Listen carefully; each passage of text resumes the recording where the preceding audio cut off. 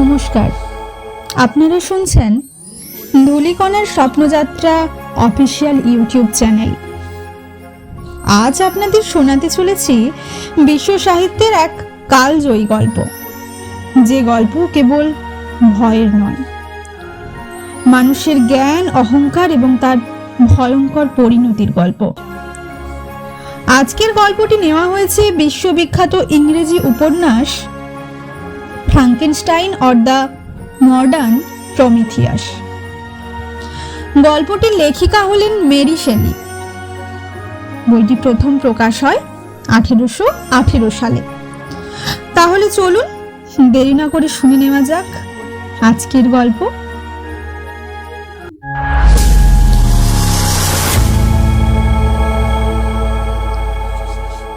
আমি এই গল্পটি বলছি এমন এক মানুষের কাহিনী যার জ্ঞান তাকে ঈশ্বর হওয়ার সাহস দিয়েছিল, আর সেই সাহসই তাকে ধ্বংসের পথে নিয়ে গিয়েছিল। এই গল্পের শুরু সুইজারল্যান্ডে, শান্ত সুন্দর জেনেভা শহরে। ভিক্টর ফ্রাঙ্কেনস্টাইন একজন মেধাবী, কৌতূহলী ও অস্থির মনের যুবক। ছোটবেলা থেকেই তার চোখে ছিল অদ্ভুত এক আগুন, জানার আগুন, সৃষ্টি করার আগুন।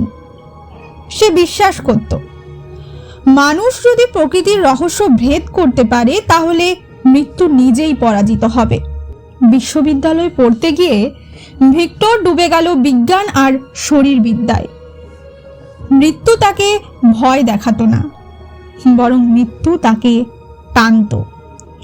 রাতের পর রাত সে কবরখানায় যেত। নিস্তব্ধ অন্ধকারে সে দেখত নিথর দেহ, মানুষের শরীর, যেখানে এক সময় প্রাণ ছিল।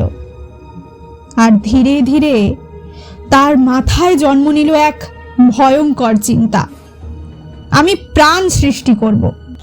দিন রাতের পার্থক্য হারিয়ে গেল। বন্ধু, পরিবার সব ভুলে ভিক্টর তৈরি করতে লাগলো নতুন এক সত্তা।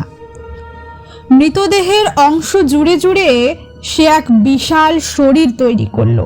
তাতে হলুদ চোখ, বিকৃত মুখ আর অস্বাভাবিক শক্তি।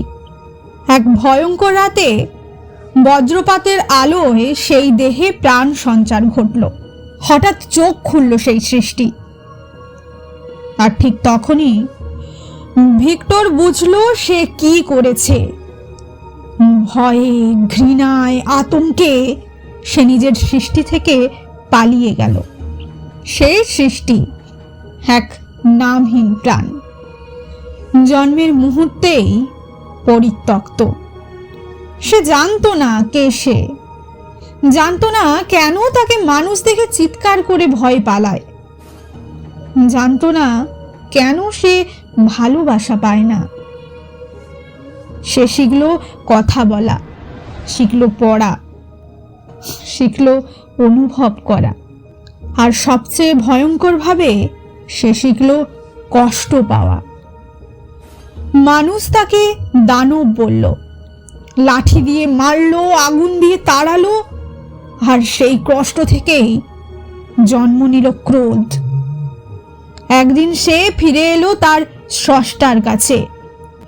ভিক্টর ফ্রাঙ্কেনস্টাইনের সামনে দাঁড়িয়ে বলল, তুমি আমাকে সৃষ্টি করেছো, কিন্তু ভালোবাসোনি। আমাকে একা করেছো, আমাকে ঘৃণা করতে শিখিয়েছো। সে চাইল একজনের সঙ্গী, একজন যে তাকে বুঝবে। ভিক্টর প্রথমে রাজি হলেও শেষের মুহূর্তে ভয়ে সে কাজটি বন্ধ করে দেয়। আর তখনই সৃষ্টির হৃদয় সম্পূর্ণ ভরে যায় অন্ধকারে। একজন একজন করে ভিক্টরের প্রিয় মানুষেরা মারা যেতে থাকে। প্রতিশোধ, শুধু প্রতিশোধ।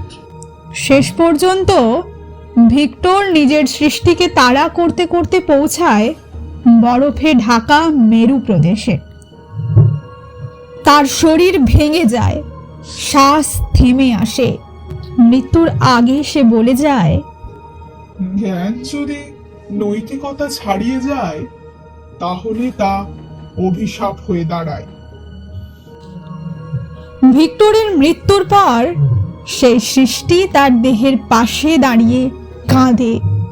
সে বলে, আমি দানব নই, আমাকে দানব বানানো হয়েছে। তারপর সে বরফের অন্ধকারে হারিয়ে যায়। কেউ জানে না সে বেঁচে ছিল নাকি সেই বরফেই শেষ হয়ে গিয়েছিল, কিন্তু তার গল্প থেকে যায় এক সতর্ক বার্তা হিসেবে। সবচেয়ে ভয়ঙ্কর দানব মানুষের হাতেই জন্ম নেয়। ভিক্টর ফ্রাঙ্কেনস্টাইন আর তার সৃষ্টি দুজনেই হারিয়ে গিয়েছিল অন্ধকার আর নীরবতার মধ্যে, কিন্তু তাদের গল্প আজও হারিয়ে যায়নি। কারণ এই গল্প শুধু একটি দানবের নয়, এই গল্প মানুষের সীমাহীন অহংকারের। যতদিন মানুষ নিজের দায়িত্ব নিতে ভুল করবে, ততদিন এই গল্প ফিরে ফিরে আসবে। এমনই আরো ভয়ঙ্কর সাহিত্য ভিত্তিক রহস্যময় গল্প শুনতে অবশ্যই আমাদের ধূলিকণার স্বপ্নযাত্রা অফিসিয়াল ইউটিউব চ্যানেলের পাশে থাকবেন। ধন্যবাদ।